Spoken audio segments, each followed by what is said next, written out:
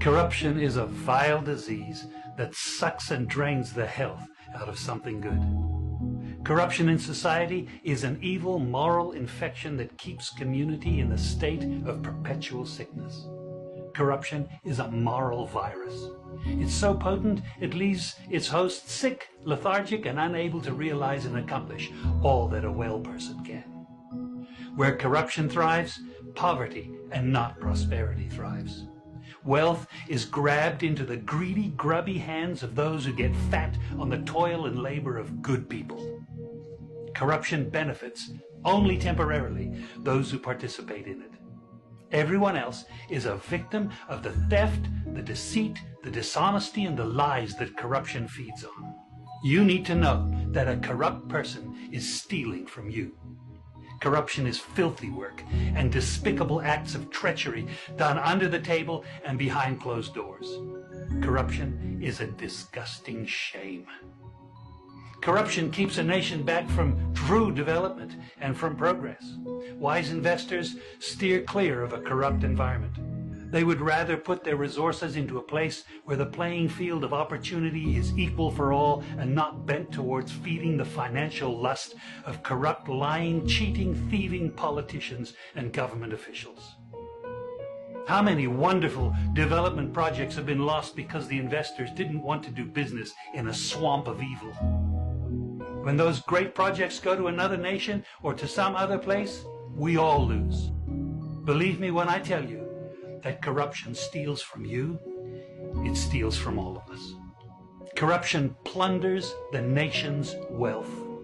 Corrupt people compromise on truth, equity, and fairness, choosing instead to feed off the short-term benefits of crookedness, exploitation, and financial perversion. Corruption is not just a personal matter, it's a culture. It's a way of life, not just for individual people, but for companies, communities, governments, and nations. Corrupt nations, hiding behind large companies, will seek to invest in other weak nations in order to take over the assets of the nation that they've invested into. They will provide financial loans to a nation for the much needed infrastructure, and they will do it with assets that they provide. They will sign contracts by lining the pockets of rotten government officials who participate in this kind of corruption and are then held hostage by their own deceit and greed. Corruption is nothing less than a form of theft and national robbery. A corrupt person steals from everyone in society. We all lose when corruption is rampant. Those who participate in corruption have chosen evil over good, lies over truth, and personal gain over well-being of all. To be corrupt means to be rotten. When meat is corrupt, it's rotten, and it stinks. Rotten meat can't be eaten. When a person is corrupt, he's rotten and unfit for a place in the community. A corrupt person should be jailed in order to protect society from the vile deeds of the corrupt person. Government should be protecting us from the foul results of corruption instead of being the proponents and participants in corruption. When corruption is systemic, when it's a culture and a way of life, when corruption thrives, it destroys the health of the community and nation. Now let me tell you something.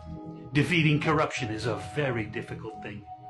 The love of money is the root of all evil, the Bible says. People who love money will do almost anything to get it. Those who choose to stand up against corruption, you need to know that we're going to be involved in a war. We will be threatened, vilified, intimidated, marginalized, and ridiculed. These kind of people who stand up against corruption will often feel alone, as if they are the problem instead of the solution. Corruption can only be defeated when enough people have had enough and decide to do something about it.